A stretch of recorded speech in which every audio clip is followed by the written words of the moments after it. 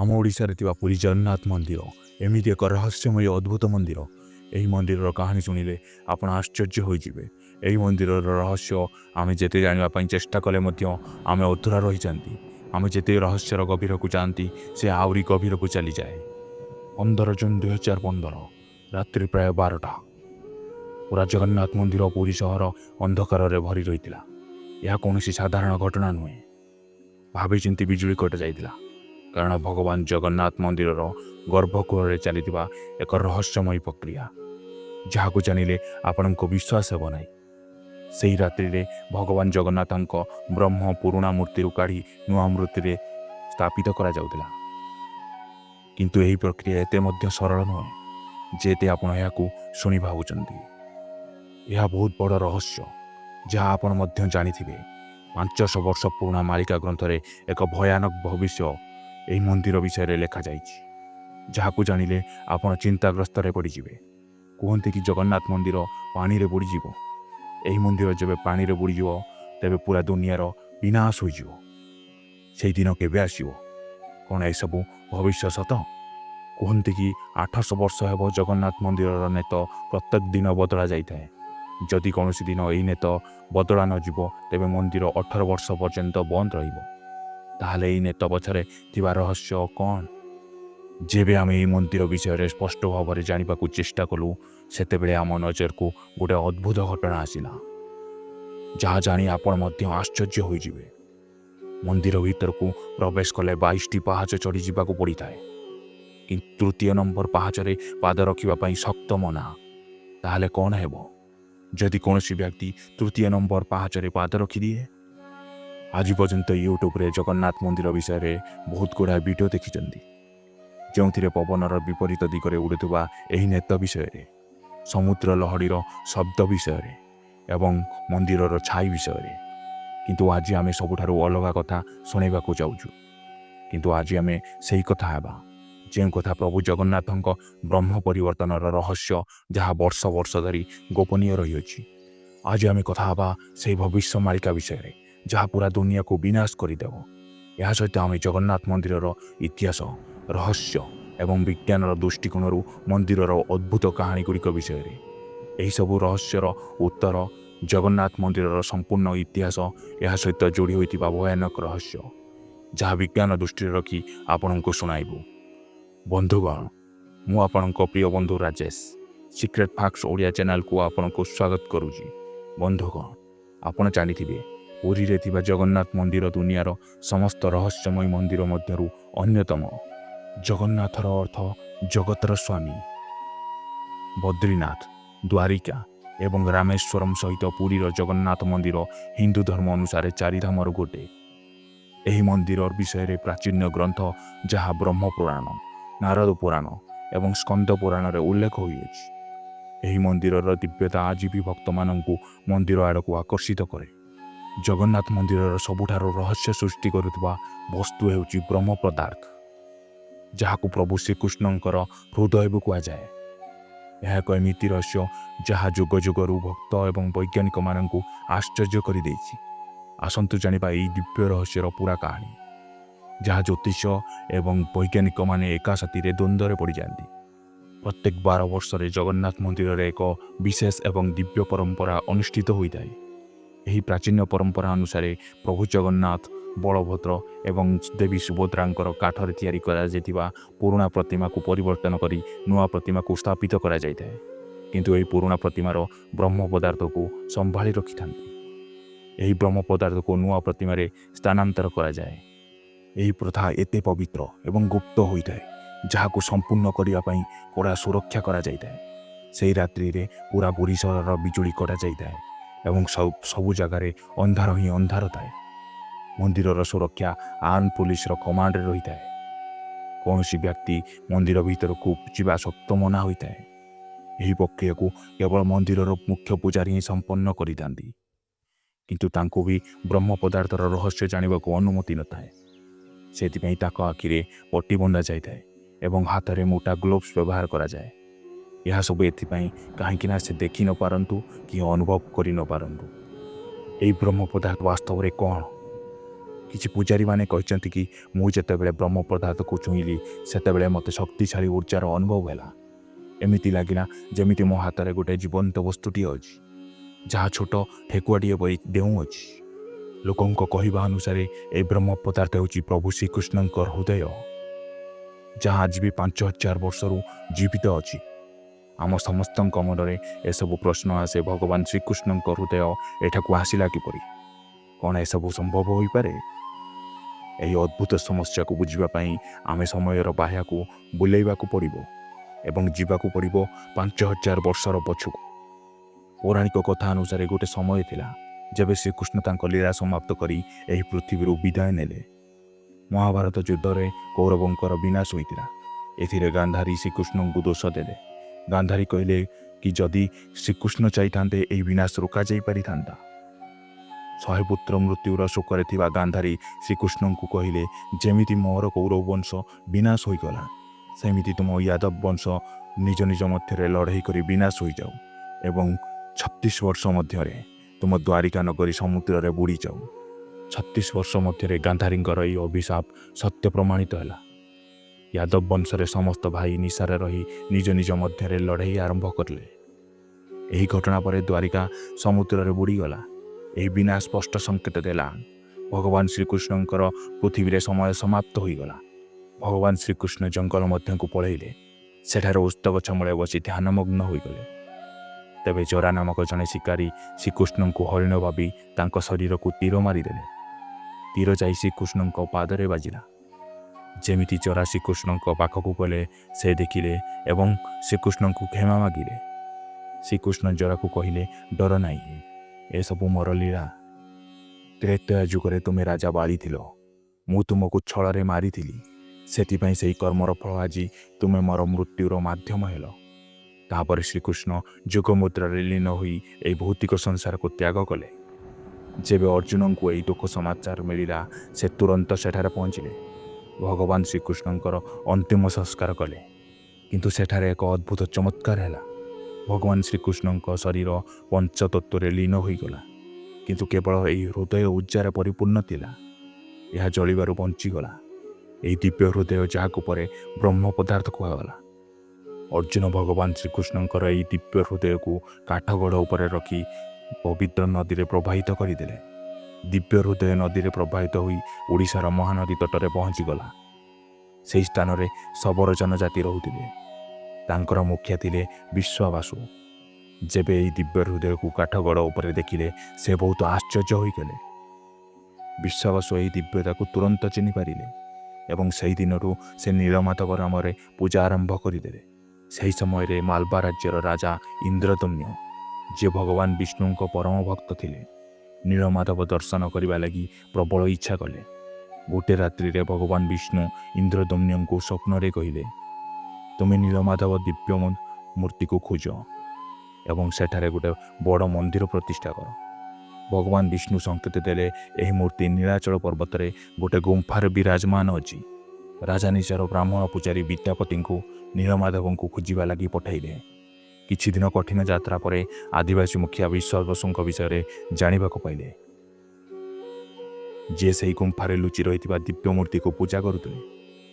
ବିଦ୍ୟାପତି ନୀଳମାଧବଙ୍କର ପୂଜା କରିବା ପାଇଁ ବିଶ୍ୱାବସୁଙ୍କୁ ଅନୁମତି ମାଗିଲେ, କିନ୍ତୁ ବିଶ୍ୱାବସୁ ତାଙ୍କର ଜନଜାତିର ରହସ୍ୟ କହି ବିଦ୍ୟାପତିଙ୍କୁ ମନା କରିଦେଲେ। ବିଦ୍ୟାପତି ଚାଲାକରେ ବିଶ୍ୱାବସୁଙ୍କ ଝିଅ ଲଳିତାକୁ ବିବାହ କଲେ। ଏହି ଭାବରେ ବିଶ୍ୱାବସୁଙ୍କର ବିଶ୍ୱାସ ଜିତିଲେ। ବିଦ୍ୟାପତି ବିଶ୍ୱାବସୁଙ୍କୁ ସେ ଗୁମ୍ଫା ପର୍ଯ୍ୟନ୍ତ ଯିବା ପାଇଁ ମନେଇ ଦେଲେ। ଯାତ୍ରା କରୁଥିବା ସମୟରେ ବିଦ୍ୟାପତି ରାସ୍ତାରେ ସୋରିଷ ବୁଣିଦେଲେ, କାରଣ ସେ ପରେ ରାସ୍ତା ଚିହ୍ନଟ କରିବାରେ ସଫଳ ହୁଅନ୍ତୁ। ବିଦ୍ୟାପତି ଯେତେବେଳେ ପ୍ରଥମ ଥର ନୀଳମାଧବଙ୍କର ମୂର୍ତ୍ତି ଦେଖିଲେ, ସେହି ଦିବ୍ୟତାରେ ସେ ମନ୍ତ୍ରମୁଗ୍ଧ ହୋଇଗଲେ। ବିଦ୍ୟାପତି ରାଜା ଇନ୍ଦ୍ରଦମ୍ୟଙ୍କୁ ସେ ଦିବ୍ୟ ମୂର୍ତ୍ତି ବିଷୟରେ ସୂଚନା ଦେଲେ। ଯେତେବେଳେ ରାଜା ଗୁମ୍ଫାରେ ପହଞ୍ଚିଲେ, ମୂର୍ତ୍ତି ସେଠାରେ ନଥିଲା।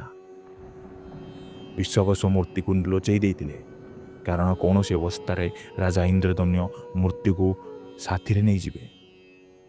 ଏହି ଘଟଣା ପରେ ରାଜା ବହୁତ ଦୁଃଖ ପ୍ରକାଶ କଲେ।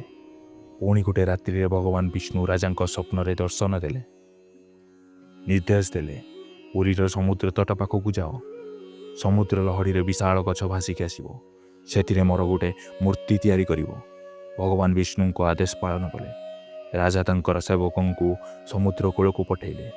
ସେଠାରେ ଗୋଟେ ବିଶାଳକାୟ ନିଲିମ୍ବ ଗଛ ପାଣିରେ ଭାସୁଥାଏ, ଯେଉଁଥିରେ ଭଗବାନ ବିଷ୍ଣୁଙ୍କ ପ୍ରତୀକ ଶଙ୍ଖ, ଚକ୍ର, ଗଦା, ପଦ୍ମର ଚିହ୍ନ ଥିଲା। କିନ୍ତୁ ଗଛକୁ ଉଠାଇବା ଏତେ ସହଜ ନଥିଲା। ବହୁତ ଥର ପ୍ରୟାସ କରିବା ମଧ୍ୟରେ ଗଛ ସେ ଜାଗାରୁ ହଟିଲା ନାହିଁ। ଶେଷରେ ଆଦିବାସୀ ମୁଖିଆ ବିଶ୍ୱବସୁଙ୍କ ସହାୟତାରେ ସେହି ଗଛକୁ ପୁରୀ ପର୍ଯ୍ୟନ୍ତ ଆଣିଲେ।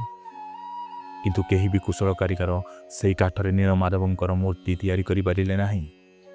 କାରିଗରମାନେ ରାଜାଙ୍କୁ କହିଲେ, ହେ ମହାରାଜ, ଏହି କାଠ ଏତେ କଠିନ ଅଛି ଯେଉଁଥିରେ ଆମେ ଶ୍ରେଣୀ ହାତୁଡ଼ି କିଛି କାମ ଦେଉନି। ଦୟାକରି ଆମକୁ କ୍ଷମା କରନ୍ତୁ, ଏହି କାର୍ଯ୍ୟକୁ ଆମେ ଅସମର୍ଥ ଅଛୁ। ଏହି ପରିସ୍ଥିତିରେ ରାଜା ଇନ୍ଦ୍ରଦମ୍ନ ନିରାଶ ହୋଇ ଭଗବାନ ବିଷ୍ଣୁଙ୍କୁ ପ୍ରାର୍ଥନା କଲେ।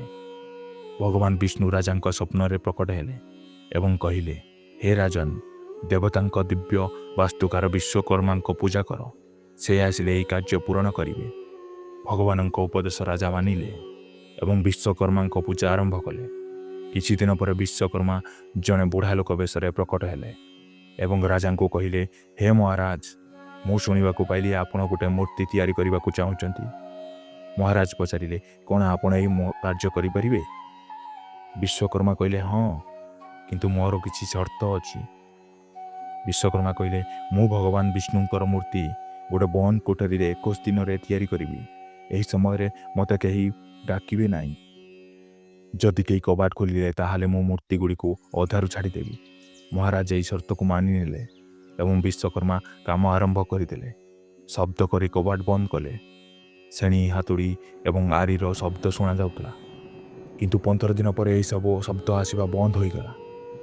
ତେବେ ରାଣୀ ଗୁଣ୍ଡିଚା ଚିନ୍ତିତ ହୋଇଗଲେ ଏବଂ ରାଜାଙ୍କୁ କହିଲେ, ପ୍ରାୟ ସେ ବଢ଼େଇ ଭୋକରେ ମରିଯାଇଛି, ଆମକୁ କବାଟ ଖୋଲିବାକୁ ପଡ଼ିବ।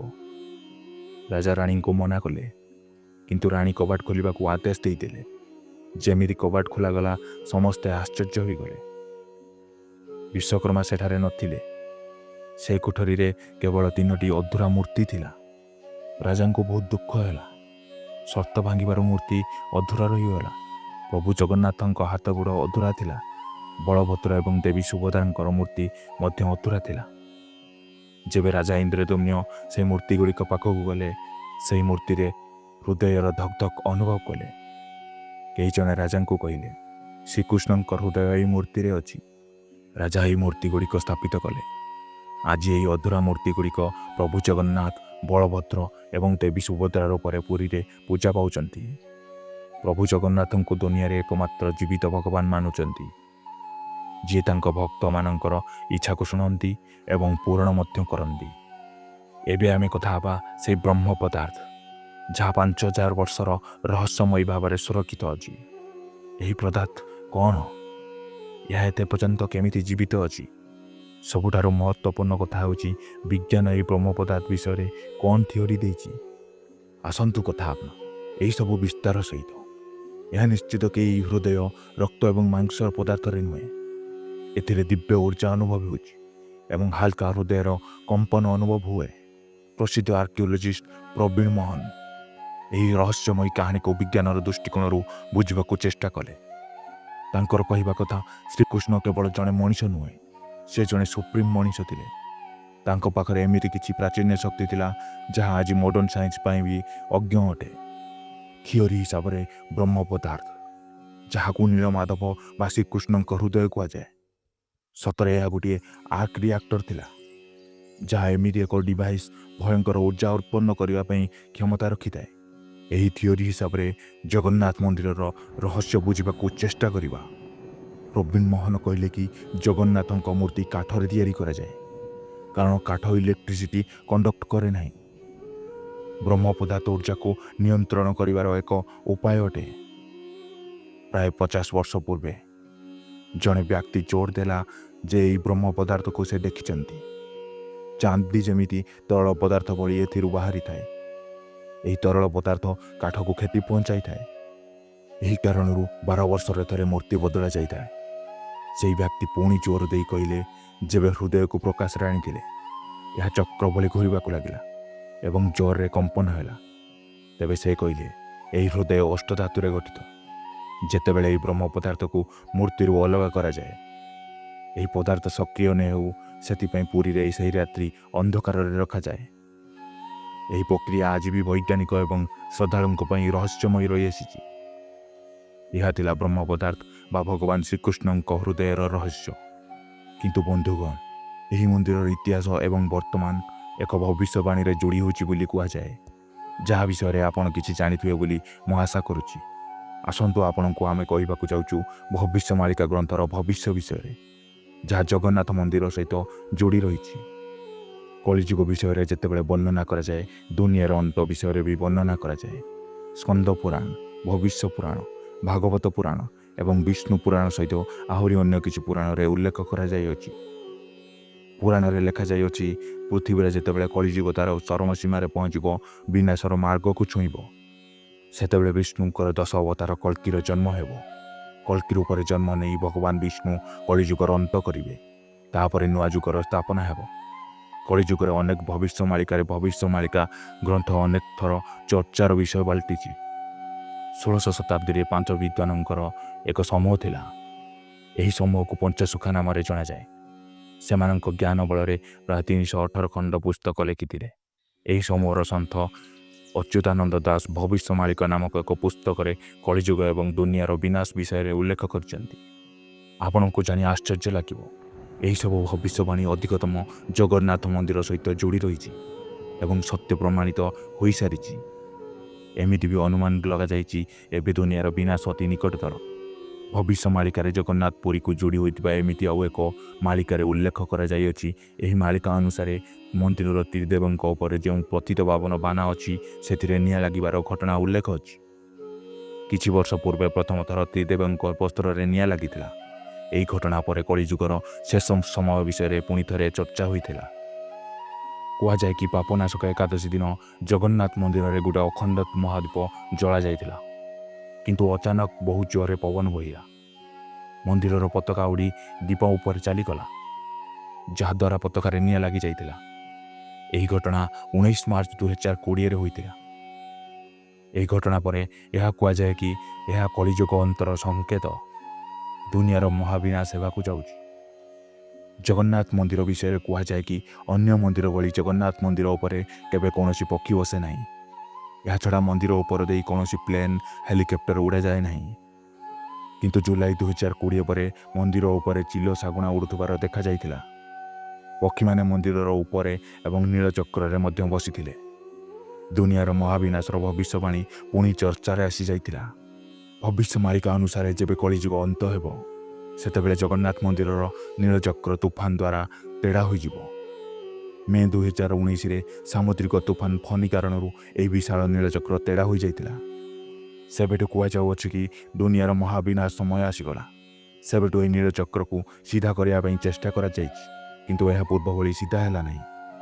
ସେବେଠୁ ଏହା କୁହାଯାଉଛି କି ଯେବେ ମନ୍ଦିରର ଉପର ଭାଗରୁ ପଥର ଖସିବ, ଦୁନିଆ ବିନାଶର ସଂକେତ ହେବ। ଐତିହାସିକ ପୁସ୍ତକ ଅନୁସାରେ 18ଶ ଶତାବ୍ଦୀରୁ ଏବେ ପର୍ଯ୍ୟନ୍ତ 15ରୁ 16 ଥର ପଥର ଖସି ସାରିଲାଣି। ଏହି ଘଟଣାଗୁଡ଼ିକ କଳିଯୁଗର ଚରମ ସୀମା ଏବଂ ଦୁନିଆର ମହାବିନାଶର ଭବିଷ୍ୟ ସହିତ ଯୋଡ଼ି ଦେଖାଯାଏ। ଜଗନ୍ନାଥ ପୁରୀରେ ଗୋଟିଏ ପ୍ରାଚୀନ ବରଗଛ ଥିଲା। ଭବିଷ୍ୟମାଳିକାରେ ଏହି ଗଛ ଉପୁଡ଼ି ଯିବାର କଥା ଉଲ୍ଲେଖ କରାଯାଇଛି। 2019ରେ ଫନି ତୁଫାନରେ ସେହି ବରଗଛ ଉପୁଡ଼ି ଯାଇଛି। ସେବେଠୁ କରୋନା ମହାମାରୀ ବ୍ୟାପିବା ଆରମ୍ଭ ହୋଇଗଲା। ଭବିଷ୍ୟମାଳିକାରେ ବରଗଛ ଉପୁଡ଼ିବା ଏବଂ କରୋନା ମହାମାରୀ ବ୍ୟାପିବାର ଉଲ୍ଲେଖ କରାଯାଇଥିଲା। କରୋନା ମହାମାରୀରେ ଲକ୍ଷ ଲକ୍ଷ ଲୋକ ମୃତ୍ୟୁବରଣ କରିଥିଲେ, ଯାହା ଆପଣ ଭଲ ଭାବରେ ଜାଣିଛନ୍ତି। ବନ୍ଧୁଗଣ, ଏହା ଥିଲା ଭବିଷ୍ୟମାଳିକାର ଭବିଷ୍ୟବାଣୀ। ଏହା ପୂର୍ଣ୍ଣ ରୂପରେ ସତ୍ୟ। ଜଗନ୍ନାଥ ମନ୍ଦିରରେ ଏମିତି ଚମତ୍କାର ହୁଏ, ଯାହାର ଉତ୍ତର ବିଜ୍ଞାନ ପାଖରେ ମଧ୍ୟ ନାହିଁ। ମନ୍ଦିରର ପତାକା ପବନର ବିପରୀତ ଦିଗରେ ଉଡ଼ିବା ଏହି ଚମତ୍କାର ଗୁଡ଼ିକ ମଧ୍ୟରୁ ଗୋଟେ। ଏହା ପଛରେ ପୌରାଣିକ ମାନ୍ୟତା ରହିଅଛି। ଏହି ପତାକା ବିପରୀତ ଦିଗରେ ଉଡ଼ିବା ହନୁମାନଙ୍କ ସହିତ ଯୋଡ଼ି ରହିଛି। ପୌରାଣିକ କଥା ଅନୁସାରେ ସମୁଦ୍ରର ଶବ୍ଦ କାରଣରୁ ଭଗବାନ ବିଷ୍ଣୁଙ୍କୁ ଆରାମ କରିବାରେ ଅସୁବିଧା ହୁଏ। ଯେତେବେଳେ ଏହି କଥା ହନୁମାନଙ୍କୁ ଜଣାପଡ଼ିଲା, ହନୁମାନ ସମୁଦ୍ର ଦେବତାଙ୍କୁ କହିଲେ, ହେ ସମୁଦ୍ର ଦେବତା, ତୁମେ ତୁମ ଗର୍ଜନର ଶବ୍ଦ ରୋକିଦିଅ, ଯାହା ପାଇଁ ମୋର ସ୍ୱାମୀଙ୍କର ତୁମ କାରଣରୁ ବିଶ୍ରାମ ନେବାରେ ଅସୁବିଧା ହେଉଛି। ତେବେ ସମୁଦ୍ର ଦେବତା କହିଲେ, ଏହା ମୋ ହିସାବରେ ନୁହଁ। ଯେତେ ପର୍ଯ୍ୟନ୍ତ ପବନର ବେଗ ଚାଲିଥିବ, ସେତେ ପର୍ଯ୍ୟନ୍ତ ଏହାର ଶବ୍ଦ ଯିବ। ଏଥିପାଇଁ ଆପଣ ଆପଣଙ୍କ ପିତା ପବନଦେବଙ୍କ ପରାମର୍ଶ ନିଅନ୍ତୁ। ତାପରେ ହନୁମାନ ତାଙ୍କ ପିତା ପବନଦେବଙ୍କୁ ଆହ୍ୱାନ କଲେ ଏବଂ କହିଲେ, ଆପଣଙ୍କର ପବନ ମନ୍ଦିର ଦିଗରେ ନ ବୋହିବା ପାଇଁ। ପବନଦେବ କହିଲେ, ଏସବୁ ସମ୍ଭବ ନୁହେଁ। ଏଥିପାଇଁ ହନୁମାନଙ୍କୁ ସେ ଗୋଟେ ଉପାୟ କହିଲେ। ଉପାୟ ଅନୁସାରେ ହନୁମାନ ନିଜ ଶକ୍ତି ବଳରେ ନିଜକୁ ଦୁଇ ଭାଗରେ ବିଭାଜିତ କଲେ ଏବଂ ପବନର ବେଗଠାରୁ ଅଧିକ ଗତିରେ ମନ୍ଦିରର ଚାରିପଟେ ଘୂରିବାକୁ ଲାଗିଲେ। ଏଥିରେ ଏକ ଚକ୍ର ସୃଷ୍ଟି ହେଲା, ଯାହାଫଳରେ ସମୁଦ୍ରର ଶବ୍ଦ ମନ୍ଦିର ଭିତରକୁ ପ୍ରବେଶ କରେ ନାହିଁ। ଏଥିପାଇଁ ମନ୍ଦିରରେ ଶ୍ରୀ ଜଗନ୍ନାଥ ମହାପ୍ରଭୁ ଆରାମରେ ବିଶ୍ରାମ କରନ୍ତି। ଏହି କାରଣରୁ ମନ୍ଦିରର ପତାକା ପବନର ବିପରୀତ ଦିଗରେ ଉଡ଼ିଥାଏ। ମନ୍ଦିରର ଚୁଟିରେ ଥିବା ପତାକାକୁ ପ୍ରତ୍ୟେକ ଦିନ ବଦଳା ଯାଇଥାଏ। ଜଗନ୍ନାଥ ମନ୍ଦିରରେ ଏମିତି ମାନ୍ୟତା ରହିଛି, ଯଦି ଗୋଟେ ଦିନ ପତାକା ବଦଳା ନଯାଏ ତାହେଲେ ମନ୍ଦିର 18 ବର୍ଷ ପର୍ଯ୍ୟନ୍ତ ବନ୍ଦ ହୋଇଯିବ। ଏହା ବ୍ୟତୀତ ଆଉ ଗୋଟେ ପୌରାଣିକ ମାନ୍ୟତା ଏହା ସହିତ ଯୋଡ଼ି ରହିଛି, ଯାହା ଅନୁସାରେ ପ୍ରଭୁ ଜଗନ୍ନାଥଙ୍କ ପୂଜାରୀ ସ୍ୱପ୍ନରେ ଦେଖିଲେ ତାଙ୍କ ପତାକା ପୁରୁଣା ଏବଂ ଫାଟି ଯାଇଛି। ସେବେଠୁ ପ୍ରତ୍ୟେକ ଦିନ ପତାକା ବଦଳାଇବା ଆରମ୍ଭ କରିଦେଲେ। ନୂଆ ପତାକା ଉଡ଼ିବା ଭଗବାନଙ୍କ ପ୍ରତି ସମ୍ମାନ ଏବଂ ଭକ୍ତିର ପ୍ରତୀକ। ଏହା ମାନ୍ୟତା ଅଛି କି ପୁରୁଣା ପତାକା ନକାରାତ୍ମକ ଶକ୍ତିକୁ ଆକର୍ଷିତ କରିଥାଏ। ଚାଲନ୍ତୁ ଆମେ ଶୁଣିବା ଜଗନ୍ନାଥ ମନ୍ଦିରରେ ଥିବା 22 ପାହାଚ ମଧ୍ୟରୁ ତୃତୀୟ ପାହାଚରେ ପାଦ କ'ଣ ପାଇଁ ରଖାଯାଏ ନାହିଁ। ତାହେଲେ କ'ଣ ହେବ ଯଦି କେହି ସେହି ତୃତୀୟ ପାହାଚରେ ପାଦ ରଖିଦିଏ? ଧାର୍ମିକ ଏବଂ ପୌରାଣିକ ମାନ୍ୟତା ଅନୁସାରେ ଜଗନ୍ନାଥ ମନ୍ଦିରର ମୁଖ୍ୟ ଦ୍ୱାର ଦେଇ ପ୍ରବେଶ କରୁଥିବା ସମୟରେ 22 ପାହାଚ ପଡ଼ିଥାଏ ଏବଂ ତୃତୀୟ ପାହାଚକୁ ଯମଶିଳା କୁହାଯାଏ। ଏହି ପାହାଚରେ ପାଦ ରଖୁଥିବା ବ୍ୟକ୍ତିକୁ ଯମଲୋକ ଯିବାକୁ ପଡ଼ିଥାଏ। କୁହାଯାଏ କି ଯଦି ମନ୍ଦିର ଦର୍ଶନ କରି ଫେରୁଥିବା ସମୟରେ ଏହି ତୃତୀୟ ପାହାଚରେ ପାଦ ରଖାଯାଏ ତାହେଲେ ବ୍ୟକ୍ତିର ସମସ୍ତ ପୁଣ୍ୟ ଶୂନ୍ୟ ହୋଇଯାଏ, ତାଙ୍କୁ ଯମଲୋକ ପ୍ରାପ୍ତି ହୋଇଥାଏ। ଆପଣ ଦେଖିବେ ମନ୍ଦିରର ତୃତୀୟ ପାହାଚର ରଙ୍ଗ କଳା ହୋଇଥାଏ। ଆସନ୍ତୁ ଜାଣିବା ଏହା ପଛରେ ଥିବା ପୌରାଣିକ ରହସ୍ୟ ବିଷୟରେ। ପୌରାଣିକ କଥା ଅନୁସାରେ ଥରେ ମାତ୍ର ଯମରାଜ ପ୍ରଭୁ ଜଗନ୍ନାଥଙ୍କ ପାଖକୁ ଆସିଥିଲେ ଏବଂ ସେ କହିଲେ, ହେ ପ୍ରଭୁ, ମନ୍ଦିରରେ ଆପଣଙ୍କର ଦର୍ଶନ କରିବା ପରେ ଭକ୍ତଙ୍କର ସମସ୍ତ ପାପ ଚାଲିଯାଇଥାଏ। ଆଉ କେହି ବି ମୃତ୍ୟୁ ଉପରେ ଯମଲୋକ ଆସୁନାହାନ୍ତି। ପ୍ରଭୁ ଜଗନ୍ନାଥ ଏସବୁ ଶୁଣିବା ପରେ ଯମଙ୍କୁ କହିଲେ, ଆପଣ ମନ୍ଦିରର ତୃତୀୟ ପାହାଚରେ ବିରାଜମାନ ରୁହନ୍ତୁ। ଯେଉଁ ବ୍ୟକ୍ତି ମୋର ଦର୍ଶନ କରିବା ପରେ ଏହି ପାହାଚରେ ପାଦ ରଖିବେ ତାହାର ପୁଣ୍ୟ ଶୂନ୍ୟ ହୋଇଯିବ ଏବଂ ସେ ଯମଲୋକ ପ୍ରାପ୍ତି କରିବେ। ସେବେଠୁ ଏହି ପାହାଚକୁ ଯମଶିଳା କୁହାଗଲା। କୁହାଯାଏ କି ସୁଦର୍ଶନ ଚକ୍ରକୁ ଆପଣ ଯେକୌଣସି ଦିଗରୁ ଦେଖିଲେ ମଧ୍ୟ ଚକ୍ର ସିଧା ଦେଖାଯାଏ, କିନ୍ତୁ ବିଜ୍ଞାନ ଏହି ରହସ୍ୟକୁ ପୂର୍ଣ୍ଣ ରୂପରେ ପ୍ରମାଣ କରିନାହିଁ। ମାନ୍ୟତା ଅଛି କୌଣସି ପକ୍ଷୀ ବା ଡ୍ରୋନ୍ ସୁଦର୍ଶନ ଚକ୍ର ଉପରେ ଉଡ଼ିପାରିବ ନାହିଁ। ବୈଜ୍ଞାନିକ ଦୃଷ୍ଟିକୋଣରୁ ଏହା କ୍ଷେତ୍ରୀୟ ବାୟୁରୋଧୀ ପ୍ରଭାବ ବା ଏରୋଡାଇନାମିକ୍ ଫୋର୍ସ କାରଣରୁ ହୋଇପାରେ, କିନ୍ତୁ ଏହା ଏବେ ବି ଏକ ରହସ୍ୟ ଅଛି। ଏହି ସୁଦର୍ଶନ ଚକ୍ର ପ୍ରାୟ 20 ଫୁଟ ହାଇଟ୍ ଏବଂ 20 ଟନ୍ ଓଜନ ଅଛି, କିନ୍ତୁ ଏହାକୁ ଏତେ ଉଚ୍ଚାରେ କିଛି ବିଶେଷ ଟେକ୍ନିକ୍ ଜରିଆରେ ସେଟ୍ କରାଯାଇଛି। ଏହା ଭଗବାନ ବିଷ୍ଣୁଙ୍କ ଦିବ୍ୟ ଅସ୍ତ୍ର ବୋଲି ମାନ୍ୟତା ଅଛି। ପୁରୀର ଜଗନ୍ନାଥ ମନ୍ଦିର ରୋଷେଇଶାଳ ସବୁଠାରୁ ବଡ଼ ଏବଂ ରହସ୍ୟମୟୀ ରୋଷେଇଶାଳ କୁହାଯାଏ। ଏହି ରୋଷେଇଶାଳର ସବୁଠୁ ଅଦ୍ଭୁତ କଥା ହେଉଛି ଏଠାରେ 7ଟି ମାଟି ପାତ୍ରରେ ଗୋଟିକ ଉପରେ ଗୋଟିଏ ରଖି ଭୋଜନ ପ୍ରସ୍ତୁତ କରାଯାଏ। ଏହା ଏକ ଚମତ୍କାର ଭାବରେ ସବୁଠାରୁ ଉପରେ ଥିବା ମାଟି ପାତ୍ରରେ ଭୋଜନ ପ୍ରଥମ ହୋଇଥାଏ। ଏହି ପ୍ରକ୍ରିୟା ଆଜି ବି ରହସ୍ୟ ହୋଇ ରହିଯାଇଛି। ଏହି ରୋଷେଇଶାଳାରେ ପ୍ରତ୍ୟେକ ଦିନ ଲକ୍ଷ ଲକ୍ଷ ଭକ୍ତଙ୍କ ପାଇଁ ମହାପ୍ରସାଦ ସମ୍ପନ୍ନ କରାଯାଏ। ଏଥିରେ ଅଦ୍ଭୁତ କଥା ହେଉଛି କି ଯେତେ ଭକ୍ତ ଆସିଲେ ବି ମହାପ୍ରସାଦ କମ୍ ପଡ଼େନି। ଏଠାରେ ଭୋଜନ କରିବାର କାର୍ଯ୍ୟ କେବଳ ସେବାୟତ ବ୍ରାହ୍ମଣ ଦ୍ୱାରା ହୋଇଥାଏ। ଏହି ଭୋଜନଶାଳାକୁ ପ୍ରବେଶ ପାଇଁ କୌଣସି ବାହାର ବ୍ୟକ୍ତିଙ୍କୁ ଏଠାରେ ଅନୁମତି ନାହିଁ। ଏହି ପବିତ୍ର ଭୋଜନଶାଳାରେ କୌଣସି ପ୍ରକାର ଆଧୁନିକ ଇନ୍ଧନ ବା ଗ୍ୟାସ୍ର ପ୍ରୟୋଗ କରାଯାଏ ନାହିଁ। ଏଠାରେ କେବଳ କାଠ ଚୁଲାରେ ପାରମ୍ପରିକ ବିଧି ଅନୁସାରେ ଭୋଜନ ପ୍ରସ୍ତୁତ କରାଯାଏ। ଆଉ ଗୋଟେ ରହସ୍ୟ ହେଉଛି କି ଏଠାରେ ବ୍ୟବହୃତ ହେଉଥିବା ଅଗ୍ନିକୁ ନିତ୍ୟ ଅଗ୍ନି କୁହାଯାଏ, ଯାହାକୁ ବହୁ ବର୍ଷ ହେଲା ଲିଭି ନାହିଁ। ପୌରାଣିକ ମାନ୍ୟତା ଅନୁସାରେ ସ୍ୱୟଂ ମା ଲକ୍ଷ୍ମୀ ଏହି ଭୋଜନଶାଳାକୁ ସଞ୍ଚାଳନ କରିଥାନ୍ତି। ବନ୍ଧୁଗଣ, ଏହା ଥିଲା ସମ୍ପୂର୍ଣ୍ଣ ଜଗନ୍ନାଥ ମନ୍ଦିରର ଇତିହାସ ଏବଂ ରହସ୍ୟ। ଯଦି ଆପଣଙ୍କୁ ଏହି ଭିଡ଼ିଓ ଭଲ ଲାଗିଲା ତାହେଲେ ଆମ ଚ୍ୟାନେଲକୁ ସବସ୍କ୍ରାଇବ୍ କରି ବେଲ୍ ଆଇକନ୍କୁ ଦବାଇ ଦିଅନ୍ତୁ। ଆଗକୁ ଆହୁରି ରହସ୍ୟମୟ ମନ୍ଦିର ବିଷୟରେ ନେଇ ଆସିବି, ସେ ପର୍ଯ୍ୟନ୍ତ ଅପେକ୍ଷା। ଧନ୍ୟବାଦ। ଜୟ ଜଗନ୍ନାଥ।